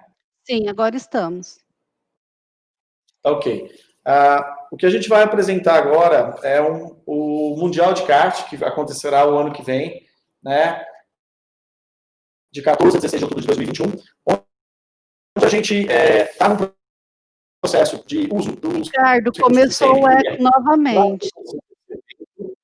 Ele não é um evento, só para esclarecer, ele não é um evento onde será utilizado o etanol, porque a FIA não tem hoje homologado o etanol nas competições dela aqui no Brasil, no kart, e também na Europa, mas a gente enxergou como uma grande oportunidade de vitrine, até porque nós vamos ter 42 países competindo, a gente enxergou como uma grande vitrine para poder mostrar o etanol. Então, durante o Mundial de Kart, a nossa proposta é realmente ter toda uma exposição do etanol em competição, né, que nós já iremos fazer essa competição no decorrer de todo o ano de 2021, para chegar no final do ano no Mundial de Kart e fazer essa exposição lá bem legal do etanol nas competições. Tá? Então, passando para a próxima, antes dessa, só nessa slide ainda, deixa eu explicar, o Mundial de Kart são 200 pilotos, são 20 nacionalidades, são 30 mil espectadores online e 20 mil visitantes. Nós vamos estar sendo transmitidos pela Sport TV, né, as competições do Mundial de Kart aqui no Brasil, e depois, através da FIA, para os outros países. Serão mais de 190 canais que estarão transmitindo o Mundial de Kart o ano que vem, que é a primeira vez que esse Mundial de Kart vem para a América e a segunda vez que ele sai da Europa. Então, para nós, é uma oportunidade muito grande da gente mostrar para o mundo todo a força do etanol através das exposições que a gente vai poder fazer durante o período do Mundial. Bom, dentro ainda da lei do esporte, Vou botar um mundo. Quer passar o slide, Rosângela, fazendo por favor?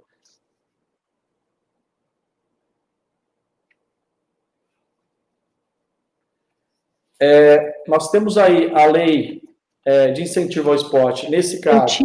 Eu muto o microfone federal, dela. Eu tenho que deixar meu microfone aberto. Fazer Sim, a aprovação do Mundial de Kart na lei federal. Então, se tem algum de vocês que ainda não tem a destinação para o projeto de IR e tem essa possibilidade, nós temos o projeto do Mundial de Kart, tá, pela lei do incentivo ao esporte, que é o IR e o ICMS. Tá? Para o Mundial de Kart é no IR, e para o Open do Mundial de Kart, que é uma competição que acontece 15 dias antes do Mundial, é ICMS. Tá, ok? Então, nós já temos os dois projetos aprovados, tanto para o ICMS quanto para o IR. Caso a gente consiga realmente aí, vocês nos ajudarem nisso, será muito bem-vindo. Por quê? Porque nós estamos montando um projeto, que na verdade já está pronto, para o ano que vem começarmos as competições com etanol no kart, que eu vou passar mais à frente um pouquinho. Pode passar mais uma, por favor. Então, aí está o Mundial de Kart, né? Então, com 250 pilotos, 40 nacionalidades, 15 milhões de telespectadores. Tá? Então, esse é o Mundial que nós teremos na Sport TV no final do ano. E o Open do Mundial, que antecede ele 15 dias antes, que é o preparatório, ou seja, duas grandes competições que a gente pode realmente estar fazendo. o Open pelo ICMS e o Mundial pelo IR. Pode passar o outro, por favor. Então, tá aí. Todos os dois estão em processo de captação, tá? A do ICMS deve terminar em 60 dias, o Ricardo, completando uma informação que o Ricardo colocou. No caso do ICMS, o governo destina um valor de verba, então esse ano, por exemplo, foram 60 milhões. Até agora já foram captados 32 milhões, então tem 28 milhões ainda restante, né, que deve acabar, a gente acredita que nos próximos 60 a 90 dias. Então, no ICMS é dessa forma que funciona. Acaba-se a verba destinada, não dá para aportar mais, ou destinar mais, né? E já no IR, não, já é realmente, conforme for pagar, já consegue destinar, e o valor do projeto é que tem um teto máximo. Tá ok? Bom, então, de mundial, é isso. Pode passar o outro, por favor. Agora a gente vai falar um pouquinho qual que é a ideia nossa da campanha, tá? De como que a gente faria a divulgação através do uso dos recursos de IR e de ICM que vocês poderiam estar destinando para os dois projetos, que podem estar destinando para os dois projetos. A nossa ideia é realmente fomentar o uso do etanol com o hashtag Abasteça com Etanol, tá? Isso durante toda a competição, durante todo o evento e também em todas as redes sociais, em todas as aplicações que a gente fizer. Então, durante as competições, tanto do Open do Mundial como no Mundial, a gente fazer esse trabalho. A gente espera um público gigantesco, será com certeza o maior evento de automobilismo do ano que vem, é o Mundial de Kart no Brasil. Ok? Dando sequência a isso, o próximo slide é um projeto que nós estamos já com ele praticamente pronto para o ano de 2021. É uma inovação, não tem esse projeto em lugar nenhum, e é um projeto que tem a nossa cara, é a cara do Brasil, né? Principalmente no quesito sustentabilidade, tá? Que é o Green Kart. O Green Kart é o campeonato movido a etanol. Então, o que a gente fez? Nós fomos atrás de uma empresa produtora de motor e de carburador, fizemos o desenvolvimento do carburador e do motor para etanol, né? Também desenvolvemos o óleo especial para que possa esse motor, que é um motor de 2 tempos, né? Também poder usar o etanol com o óleo misturado e performance de competição, e foi um sucesso. Nós já fizemos os testes do Speedpark, já está aprovado, e agora nós estamos em elaboração do projeto para ser colocado na Secretaria de Esporte. Então, esse projeto ele vai ter a cobertura da TV Bandeirantes, tá? Então é um projeto que vai estar sendo televisionado e com cobertura jornalística. A ideia dele é gerar, né, a motivação dos pilotos para que realmente possam correr utilizando o etanol, buscando a sustentabilidade, a geração dos empregos, tecnologias e pesquisas, fonte de energia limpa e renovável, né, projeto social com crianças, que todos os eventos que a gente faz no Speedpark, a gente tem, de alguma forma, uma conexão com as crianças nos seus projetos. O Mundial de Kart, por exemplo, nós vamos ter 500 crianças fazendo o tour pelo Speedpark, conhecendo as nacionalidades que vão estar lá, né? A ampla exposição da marca, e esse projeto ele pode ser estendido também aos fornecedores das usinas, tá? Não precisa ser só o ICMS ou o IR das usinas, podemos estender isso ao pessoal que é fornecedor de vocês. Então, é interessante a gente estar com essa visão. Temos aí uma expectativa de 20 mil pessoas online, 10 mil visitantes, e temos também uma área, nesse momento do projeto Green Kart, uma área para exposição e ativação de produtos, além da área VIP de relacionamento para quem puder estar colaborando. O que é muito legal é a exposição que a marca, né, nós vamos trabalhar para que possa realmente aparecer o uso etanol, tá? Mais um slide, só fazendo um favor. Aí é o nosso cronograma. O Speedpark hoje é uma arena de 90 mil metros quadrados, tem 300 mil visitantes anos, um fluxo de 26 mil carros passam em frente ao Speedpark por dia, e a gente está posicionado numa região onde, em um raio de 180 quilômetros, a gente tem praticamente 2,4 milhões de habitantes. E ali está o cronograma das competições. Então, o Green Kart será de 3 etapas, que antecede o Open do Mundial, que antecede o Mundial. Então, o Green Kart e o Open do Mundial é por renúncia de ICMS. E já o Mundial por renúncia de IR. Aí um pouquinho do que será a exposição de marca do Green Card, só para mostrar para vocês. Passa, por favor, Rosângela. Bom, aí nós temos o Speed Park, né? O Speed Park hoje ele tem 29 outdoor que fica exposto na pista para as transmissões, tanto de TV como as transmissões online.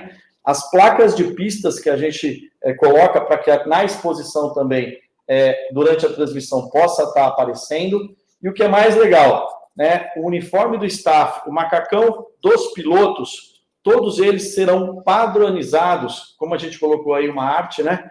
Com a situação do hashtag abasteça com etanol. Então, isso é muito legal, porque você tem um campeonato monomarca, um campeonato com hoje, o etanol, que é uma fonte limpa de energia, e a gente consegue trabalhar essa sustentabilidade, e além de a gente fazer uma ampla exposição aí nisso a nível de consumidor final, ou seja, um cidadão que não é de competição, mas entendendo que o etanol é um produto de performance. Então, isso também é legal para poder fazer essa conectividade nesse sentido. E aí, depois, camisetas, bonés, que são os uniformes do staff que a gente está trabalhando.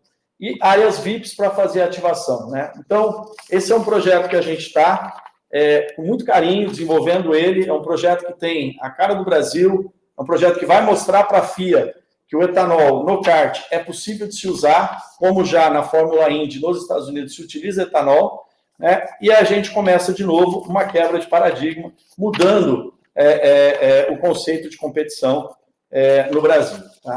Então, eu queria expor, né, esse projeto, se puder passar o último slide, fazendo favor.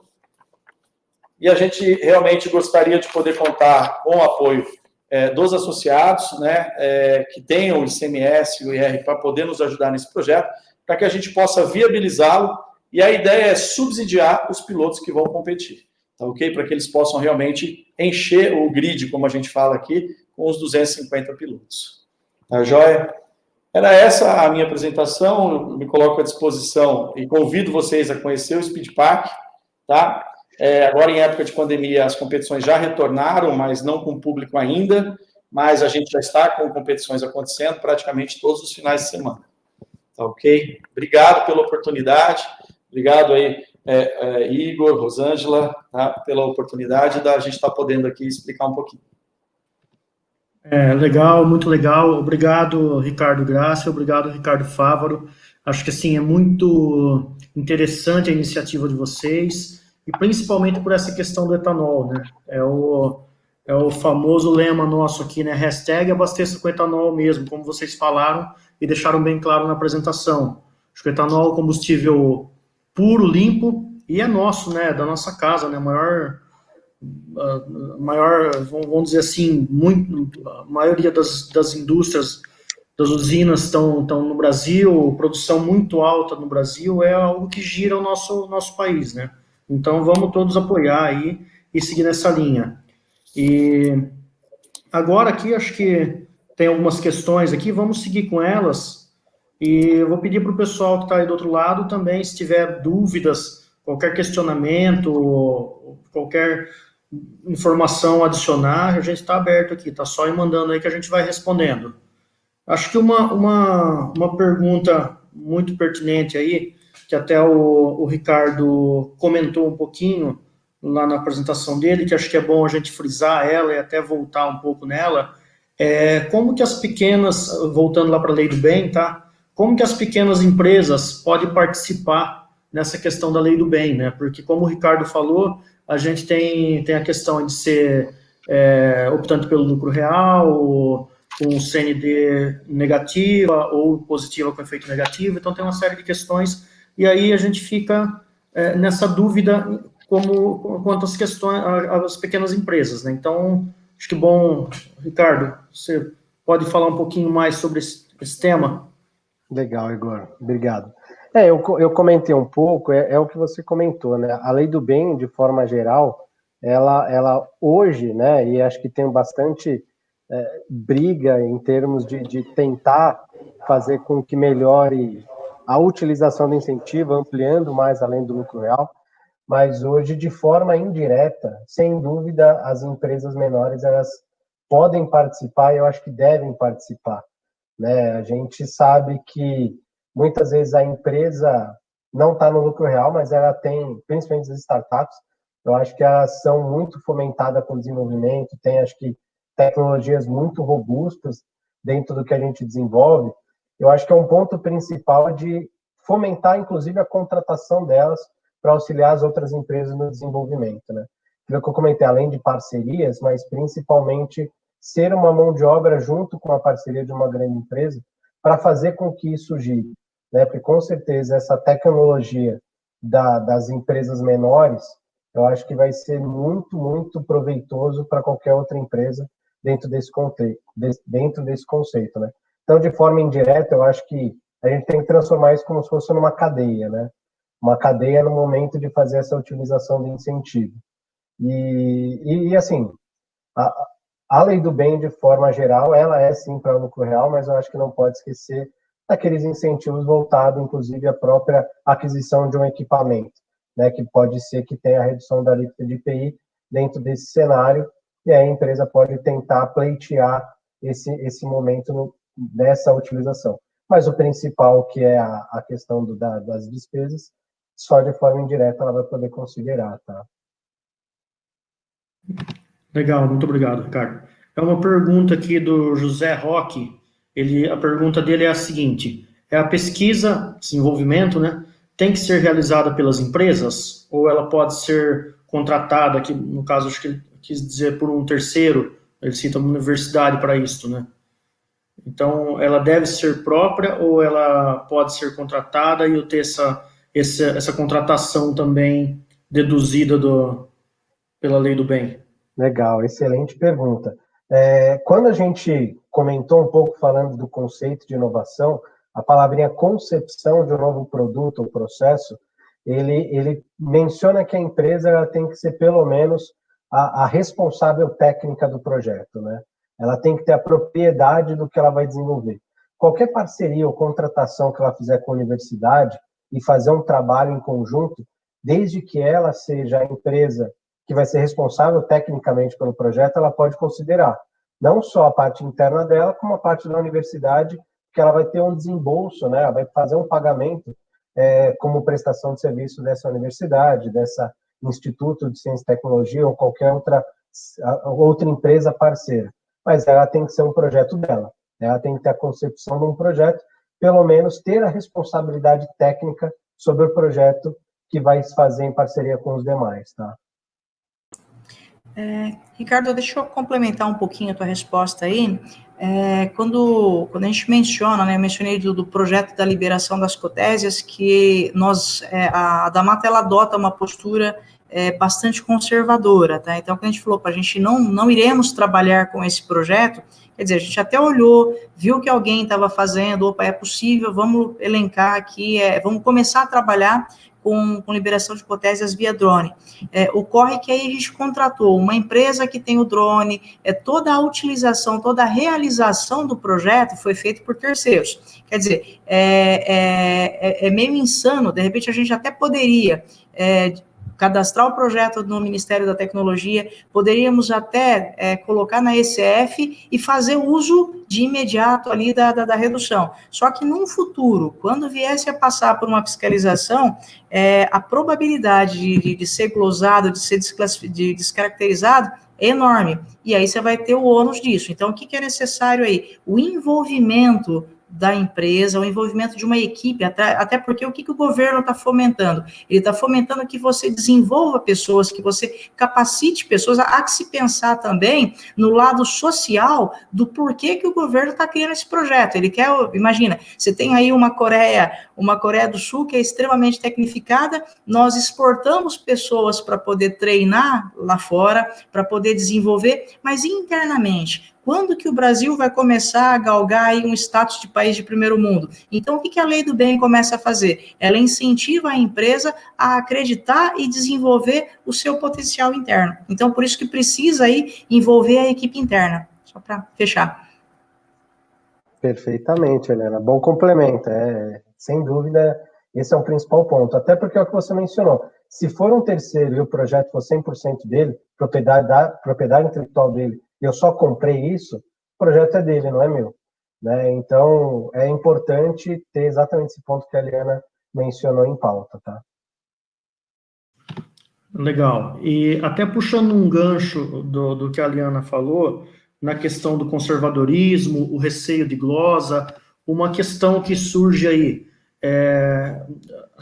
existe alguma interação entre a Receita Federal e o Ministério da Tecnologia quanto à fiscalização desses recursos utilizados? Legal, boa pergunta também. Quando a gente fala assim, interação, sempre tem interação entre os dois ministérios, né? A gente fala Receita Federal e Ministério da Ciência e Tecnologia.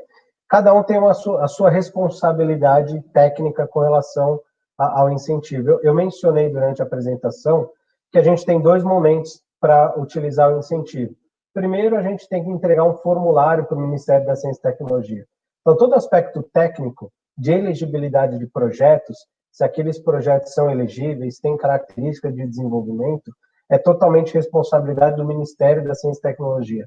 A interação entre os dois é porque a Receita Federal, né, como um incentivo, ele faz parte, né, da minha exclusão da base de ASS, dentro de um prazo de 5 anos, por exemplo, né, que é o prazo prescricional da utilização do incentivo, a Receita Federal ela pode ter uma auditoria sobre aqueles casos que a gente utilizou, né? E a Liana, ela mostrou e falou muito bem no case dela que essa auditoria da Receita Federal vai ser muito mais ao aspecto de compliance. Ela não vai ver nada com relação ao aspecto técnico do projeto, responsabilidade do Ministério. Só que a responsabilidade de verificar os controles é totalmente da Receita Federal. Então, a Receita Federal ela vai ter o entendimento do que tudo que você gastou está na contabilidade, está registrado na contabilidade, você tem controles que demonstram que aquilo foi um gasto efetivo sobre aquilo. Ela vai pegar o próprio formulário do Ministério da Ciência e Tecnologia e vai conferir. Eu vi que o Ministério aprovou seus projetos, ok, entendo. Agora eu quero ver no âmbito de controles contábeis, os seus dispêndios, como que eles se encontram. Tem nota fiscal, todos os serviços, realmente para fundamentar essa despesa operacional, o apontamento de mão de horas, né, de apontamento de horas dos profissionais. Tem consistência? Você está considerando profissionais que efetivamente trabalharam em projetos ou não? Esse âmbito dos dispêndios, controles, aspectos contábeis, a Receita Federal vai verificar para entender se a empresa efetivamente pode se utilizar do benefício na sua plenitude, tanto tecnicamente quanto os aspectos de dispêndio. Essa é a maior interação que tem entre os dois, porque o aspecto da renúncia fiscal, quem efetivamente vai verificar é a Receita Federal, né? Legal, obrigado, Ricardo. Agora uma pergunta aí direcionada ao Ricardo Grácia e ao Ricardo Fávaro. Vocês que estão à frente do cartódromo e dessa questão do etanol no kart, do nosso hashtag Abasteça com Etanol, como que vocês veem o futuro do etanol, não só para o kart, mas para o restante das competições de automóveis, as competições automobilísticas no país, não só no país como no mundo também, né? Como que vocês enxergam isso aí? Tem possibilidades, num período curto de tempo, da gente ter o etanol em outras categorias também?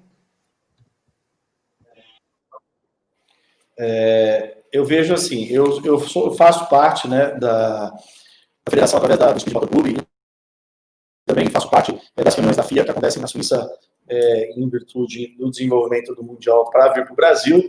O que a gente percebe é que esse movimento do etanol para as competições, no Brasil ele já está mais forte.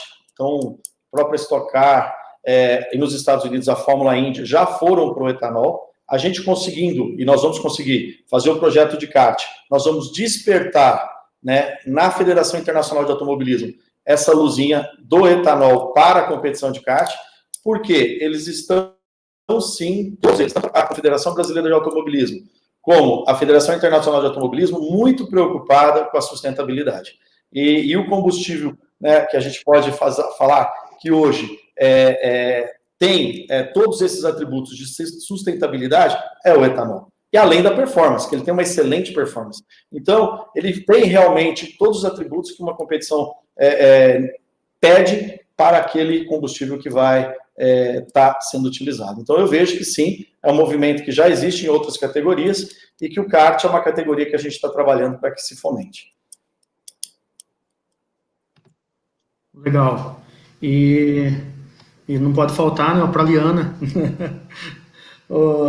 Liana, no seu case lá na Damata, assim, o que vocês encontraram de tema, de maior discussão, assim, de dúvida entre considero ele na lei do bem ou não considero, utilizo a dedutibilidade dele ou não? Fala um pouco sobre, assim, o mais polêmico que vocês encontraram lá.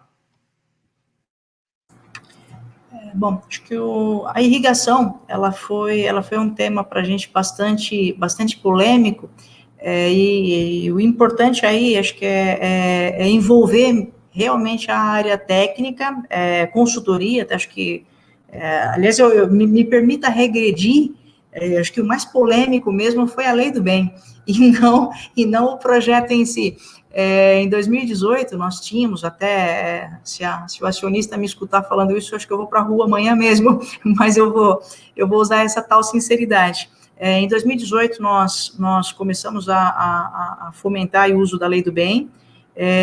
A experiência que a gente passou, né, com uma primeira equipe que nos deu uma assessoria, ela foi bastante estranha, sob o ponto de vista daquilo que estava sendo elencado como lei do bem, os valores, a forma meio, talvez, sem tanto critério, e a gente ficou um tanto assustado, falou, peraí, entrar com um determinado volume de recursos que vai ser glosado, isso vai ter problema fiscal. E aí depois a gente retoma, estuda um pouco mais, procura com mais base, procura entender para fazer com segurança e concluir que sim, é possível. Então, não foi, Igor, um determinado projeto em si, foi o entendimento do quão factível é ou não a utilização da lei do bem no nosso setor. Então, primeiro, compreender que não é algo novo no setor, é algo novo na usina, compreender que você não vai pegar de qualquer jeito, sabe? Às vezes você pode ter uma empresa que ela quer receber uma consultoria mais elevada, então ela começa a jogar um porre de coisas sem muito critério, sem ter, quando eu menciono, levanta as ordens de serviço, levanta os apontamentos, deixa tudo mapeado, porque de repente eu pego ali, vamos pegar um exemplo, eu pego o salário inteiro daquele mês do contador, mas espera aí, o contador não ficou focado só em lei do bem, esse cara foi fazer 1 milhão de outras coisas e, de repente, foi zero nada. Ou eu tenho ali, de repente, a equipe que está trabalhando dentro do projeto, né, os engenheiros que estão trabalhando dentro do projeto de utilização de microgel. Quanto tempo ele está focado em microgel? É só esse pedacinho aqui, o restante ele está fazendo outras atividades. Então, acho que a maior dificuldade para nós foi quebrar o nosso paradigma, entender que ela é viável ao nosso setor e criar metodologia que seja confiável e que não exponha a empresa a risco, porque o que eu posso fazer? Tomo o crédito agora, sou fiscalizada depois de 2, 3 anos, aí eu tenho que pagar toda a condição tributária aí pelo tempo que utilizei de um imposto de forma indevida, tá? Então, acho que essa foi a maior dificuldade, Igor.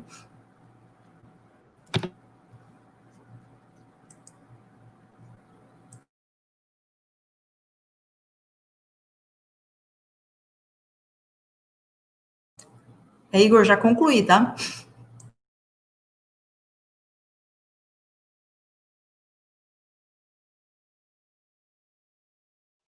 Igor, você está com o microfone mutado. Bom, eu estava brincando que eu falei que a última pergunta é para a Rosângela, né? Que ela tá... não, mentira. Ela trabalhou o dia todo, ela está cansada. Não precisa fazer pergunta para ela, não. Pessoal, vou passar a palavra para vocês para as considerações finais, né? A gente está encerrando por aqui, e assim, que vocês quiserem falar para encerrar, assim, da minha parte, agradeço muito ao DOP por essa iniciativa, acho que é uma linha muito inovadora e muito diferenciada em tudo. Parabéns para todos os organizadores, parabéns para a Rosângela, parabéns para todo mundo que está por trás de todas esse planejamento, esses projetos, e assim, espero que a gente esteja aqui na na quarta edição, na quinta edição, na sexta edição e assim por diante. Agradeço demais ao DOP por tudo isso e agradeço demais aos companheiros que puderam colaborar com os temas e trazer algo novo até para nós mesmos que estamos aqui, né? Bacana. Eu também pegar a palavra já na sequência, eu tenho a agradecer o convite, agradecer ao DOP, acho que o seminário está sendo fantástico. Participei de algumas outras palestras ali para entender um pouco sobre o que está acontecendo em outros painéis. Eu acho que essa semana vai ser uma semana muito boa, com painéis super interessantes. E eu acho que só tenho a agradecer também aos colegas, o Igor, a Ariana, os Ricardos, né? Aqui somos 3 Ricardos falando, né? Acho que parabéns pelo Speed Park, a apresentação, acho que a ideia é excepcional. Acho que, com relação ao que eu comentei da Lei do Bem, acho que é importante todo mundo que desenvolve tem o gasto correndo, tem o dinheiro na mesa e pode fazer, tem que fazer igual a Aliana falou, acho que mitigar os riscos, mas aproveitar a oportunidade. Né? O que a Usina da Mata ela fez foi muito bom e não perdeu a oportunidade, né? E acho que é isso. E boa noite para todo mundo e obrigado pelo momento com vocês. Valeu. Boa noite de novo. Eu gostaria de agradecer, realmente, foi uma oportunidade fantástica. Eu diria que eu aprendi muito, viu, Ricardo, com essa questão da Lei do Bem. Vou agora, estou motivado a buscar isso aqui na nossa empresa, na KID, então, para mim, é uma oportunidade gigantesca de aprendizado que eu tive aqui hoje também. E fico feliz que vocês gostaram do projeto do Abasteça com Etanol. A gente vai, sim, trabalhar muito forte para que isso seja realizado. E a gente conta com a colaboração de vocês, me coloco à disposição, eu, Ricardo Fávaro, para fazer o contato com todas as usinas e também possíveis fornecedores de vocês que, porventura, tenham o IR ou o ICMS para estar ajudando nesse projeto nosso. E convido novamente a visitar a gente aqui no Speed Park. Bom, acho que eu finalizo aqui, lembrando a todos aí, acho que em especial ao DOP, né, acho que a única, os órgãos do setor. O Ricardo comentou que nós temos aí uma oportunidade muito bacana, que mesmo não tendo resultado positivo, que é uma situação mais frequente na maioria das usinas, não ter o resultado positivo, mas ela não por isso ela deixa de inovar. Acho que exatamente quando você está com resultado negativo, é que se precisa inovar, porque alguma coisa eu estou fazendo que eu preciso mudar para virar esse jogo. Se eu continuar jogando da mesma forma, eu vou continuar amargando resultados negativos. Então, a gente precisa fazer diferente. Só que, para fazer diferente, eu tenho que ter também a oportunidade de, pelo menos, guardar esse negócio num cofre, para quando passar a ter resultado positivo, eu poder utilizar desse benefício. Então, acho que, de alguma sorte, exercer alguma espécie aí de não sei se a palavra é exatamente essa, mas talvez aí a palavra seja essa mesmo, exercer uma pressão aí junto aos nossos políticos para acelerar a possibilidade da utilização da Lei do Bem, mesmo estando com resultado negativo. Acho que é isso aí. Agradeço a todos pela participação e muito obrigada. Eu quero agradecer a todos vocês pela participação, né? Excelente aí o conteúdo que vocês trouxeram para a gente, foi muito esclarecedor, né? E agradecer e cumprimentar também a Marli Mascarenhas, do IEA, do Instituto de Economia Agrícola do Estado de São Paulo, que acompanhou a gente aqui. A Marli é parceira de sempre, nos ajudou a fazer aí junto com o Carlos, o manual de custos do setor, né, da bioenergia, que é um manual inédito aí no mundo. Então, Marli, obrigada aí pela presença. Lembrar aos demais colegas que estão assistindo, acompanhando pelo chat, que na quinta-feira a gente tem outro painel nessa linha da parte administrativa financeira, gestão de negócios, que é gestão inovadora, resultados eficientes, também com início às 19 horas, né? E também lembrar que amanhã cedo, nós temos às 8 horas, horário de Brasília, nós temos um outro painel da sala de gestão de negócios, mais voltado para a área de suprimentos, que é a automação dos processos, otimizando a gestão de suprimentos. E os demais painéis aí da área agronômica, industrial e saúde e segurança do trabalho também. Obrigado a todos, aos participantes pelo chat, e ao nosso moderador Igor, aos 3 Ricardos, Ricardo Grácia, Roa e Fávaro. Aliana, muito obrigada e uma boa noite. Boa noite, O mundo pessoal. está se reinventando. E no campo, o trabalho continua na mesma intensidade. Para acompanhar a velocidade com que as coisas acontecem por aqui, a FMC leva soluções tecnológicas inovadoras para a produção seguir em frente de forma sustentável. Já nas principais feiras e eventos do Brasil, apresentamos a evolução da agricultura de forma diferenciada, com realidade aumentada e recursos tecnológicos em 3D.